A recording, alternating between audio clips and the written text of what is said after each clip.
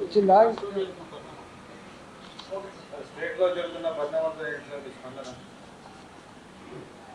ఈ రోజుకైతే రెండు ఇష్యూస్, ప్రజల ఇష్యూస్ పోనీ. తప్పకుండా రాష్ట్రంలో కాంగ్రెస్ పార్టీ పట్ల ఎంత వ్యతిరేకత ఉందో మనకు అర్థమైంది. 2.5 సంవత్సరాల కాలంలోనే అన్ని వర్గాల ప్రజలు చేస్తారు.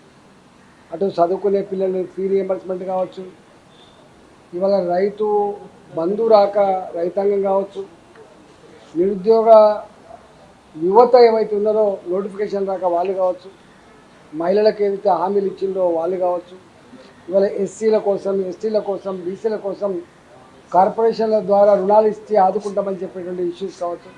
ఒక్క మాటలో చెప్పాలంటే ఏ ఇష్యూ కూడా పరిష్కారం చేయకుండా అన్ని వర్గాల ప్రజానికాన్ని మభ్యపెట్టుడు అయిపోయింది, మోసం చేస్తున్న భావన బలంగా ఉన్నది. కాబట్టి ఈ ప్రభుత్వం మళ్ళా వచ్చే ప్రసక్తి లేదని మాత్రం చర్చించుకుంటున్నారు.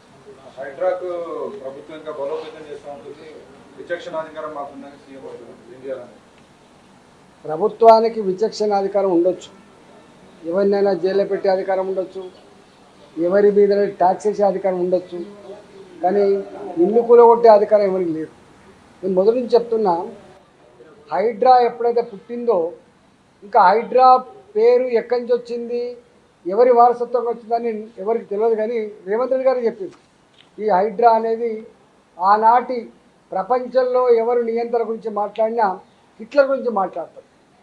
ఆ హిట్లర్ ఎన్ని దుర్మార్గాలు కొడగట్టిండు, ఎన్ని లక్షల మందిని గ్యాస్ పైప్లను తోలి చంపేసిండు, ఎంత విధ్వంసం సృష్టించిండో మనం చూస్తాం. ఈ హైడ్రా అనే పేరట అత్యున్నతమైన నిర్ణయాలు తీసుకున్నటువంటి ఒక బాడీ. హిట్లర్ రాజ్యంలో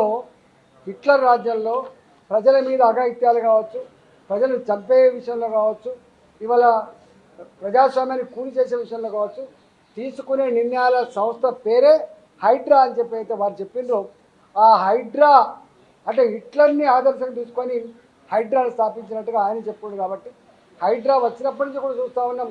40 ఏళ్ళ క్రితం, 50 ఏళ్ళ క్రితం ఏ హైదరాబాద్ నగరంలో వాగుల పక్కపంటి కావచ్చు, ప్రభుత్వ స్థలాలలో కావచ్చు, అలాంటి వాటిల్లో హైడ్రా వచ్చి ఇది చెరువు బఫర్ల క్రితం తెలంగాణ నుంచి వెళ్ళి పొట్ట చేత పట్టుకొని కుటుంబాన్ని పోషించుకోవడానికి వచ్చి ఒక గుడిసె వేసుకొని ఒక తరం కష్టపడితే కళ్ళాలు చూసిన చెప్పాలంటే ఇలా ఆ కన్నీటి వెద ఒడవదు.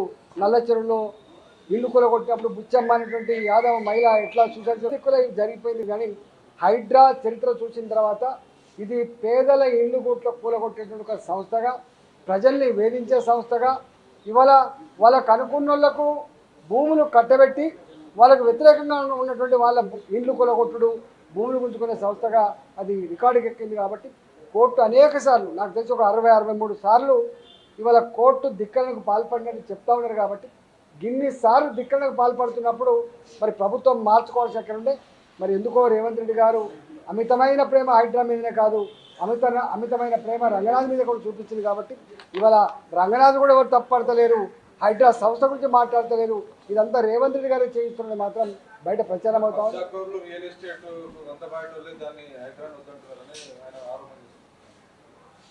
ఇది దాని మీద పోలింగ్ పెడితే మీలాంటి టీవీలల్లా ఈ హైడ్రా చేస్తున్న పని గొప్పగా ఉందా చెడ్డగా ఉందా అని చెప్పి మీరు పోలింగ్ పెడితే దాన్ని బట్టి తెలుస్తుంది కదా.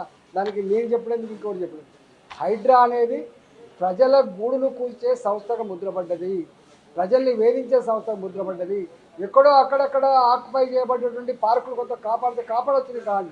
హైడ్రా 90% మాత్రం ఈ హైడ్రా అనగానే భయపడే పరిస్థితి వచ్చింది. ఒకనాడు మీకు తెలుసు రియల్ ఎస్టేట్లో ఇది రివర్ పక్కకు ఉన్నటువంటి రివర్ ఫ్రంట్ పక్క పంటున్నటువంటి ఇళ్ళని, లేకపోతే చెరువుల పక్క పంటి లేక్ వ్యూలు అని చెప్పి వచ్చాయి. ఇవాళ లేక్ వ్యూ రివర్ ఫ్రంట్ అని పేరు చెప్పుకునేటువంటి పరిస్థితి లేదు. ఇవాళ ఎక్కడికి వచ్చిందంటే హైదరాబాద్లో ఏ అపార్ట్మెంట్ కొనుక్కోవాలన్నా, హైదరాబాద్లో ఎక్కడైనా గేటెడ్ కమ్యూనిటీలో కానీ ఇవాళ హైదరాబాద్లో కట్టిన ఇల్లు కొనుక్కోవాలంటే హైడ్రా పర్మిషన్ ఉందా అని చెప్పి అడిగే పరిస్థితి వచ్చింది. హైడ్రా అన్ని సంస్థల కంటే ఒక సుప్రీం సంస్థగా, అది రెవెన్యూ డిపార్ట్మెంటు, అది మున్సిపల్ అడ్మినిస్ట్రేషన్ డిపార్ట్మెంటు, అది హోమ్ డిపార్ట్మెంటు, ఏ డిపార్ట్మెంట్ కూడా వాటిని నియంత్రించే పరిస్థితి లేదు. చివరికి కోర్టులు కూడా దాన్ని నియంత్రించలేకపోయినాయి. వాళ్ళకి యాసకు వచ్చి మొన్న వాళ్ళు ప్రకటించారు. కాబట్టి నాకు తెలిసి ఒక స్టేజ్లో రేవంత్ రెడ్డి గారికి కూడా ఈ హైడ్రా సంస్థ ఇంటదో అనే పరిస్థితి వచ్చింది.